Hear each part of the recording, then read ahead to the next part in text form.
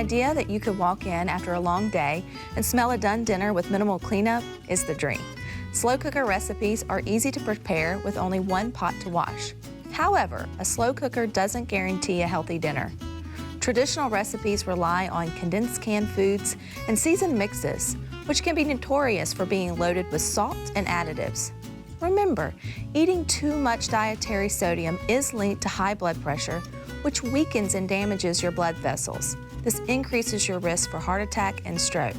But you can transform your slow cooker recipes by always choosing no salt added canned products, broths, and flavor packets.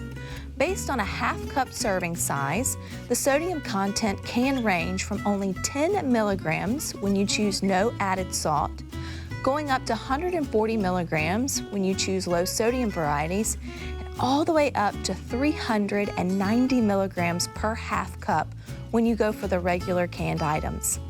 That's a real salt savings. And season with herbs and spices over packaged mixes too to reduce sodium. Now reduce the overall fat by draining any ground meat. Take time to trim visible fat or skin from your poultry, pork, or beef. Choose low-fat milk or cheese too. Double the fiber content by always choosing brown rice, bulgur, barley, or quinoa over the traditional white rice. If you incorporate these tips, you can enjoy a healthier homemade hot meal that is fit to eat. For more Fit to Eat recipes and kitchen tips, subscribe to Mississippi Public Broadcasting.